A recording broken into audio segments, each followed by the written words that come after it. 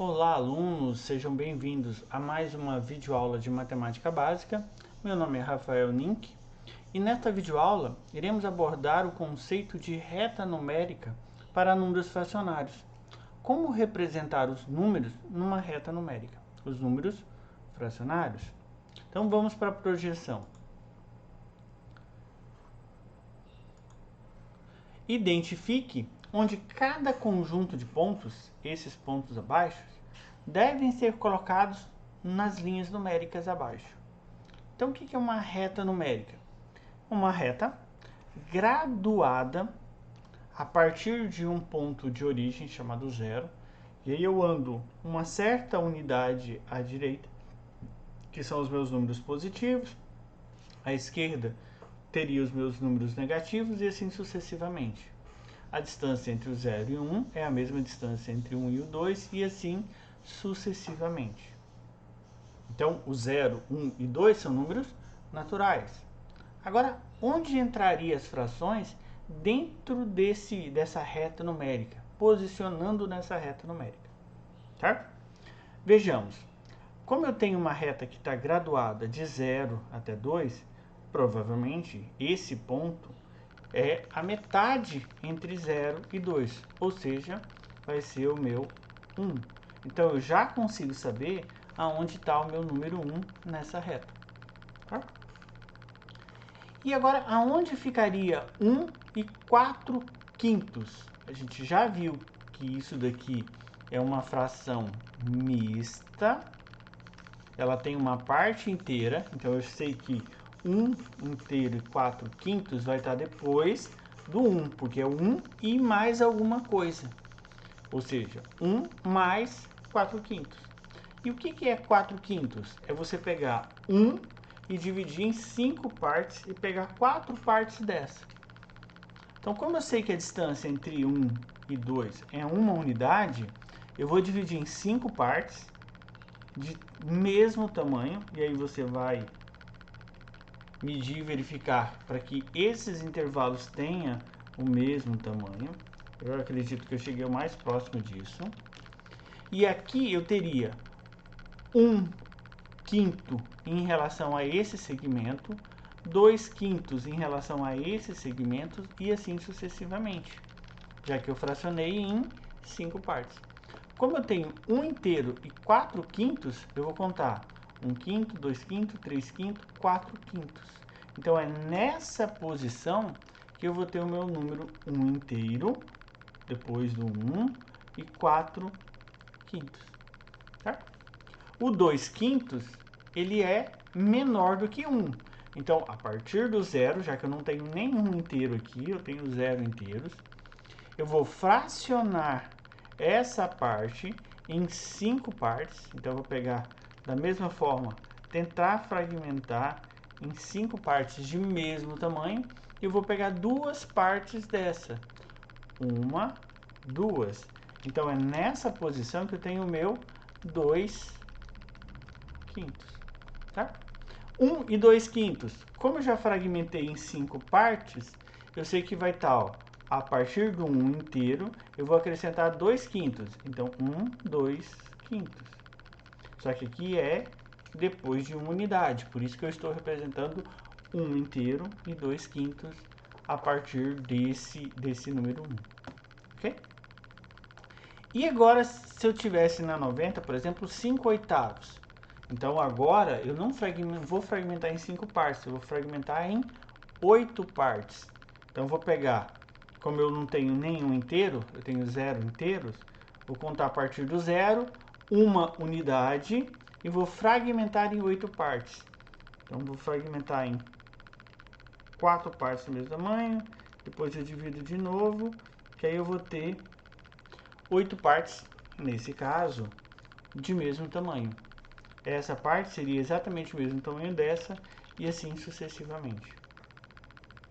Então, quando eu tenho 5 oitavos, é porque eu estou pegando o equivalente a 5 partes dessa, de algo que foi fragmentado em 8 partes. Então, o 5 oitavo, nesse caso, vai ficar exatamente nessa posição. E 1 oitavo? Simples, eu vou pegar uma parte dessa de algo que foi dividido em 8 partes. 1/8. E o número 1 já está aqui. E agora 1 inteiro e meio. 1 inteiro e 1 meio. Então, ó, se é 1 inteiro e 1 meio, ele está depois do número 1. É o número 1 mais um pedaço do próximo fragmento. Só que isso foi dividido em duas partes. Então, eu vou pegar esse intervalo do 1 até o 2. 1, 2. A diferença do 1 para o 2 é 1 unidade. Então, o fragmento é essa 1 unidade. Dividi em duas partes e agora eu vou pegar uma. Então, esse 1 meio equivale à metade desse fragmento. Como eu tenho 1 inteiro e meio, eu escrevi ele depois do número 1. Tá? Então, eu já tenho aqui a representação do meu próximo número.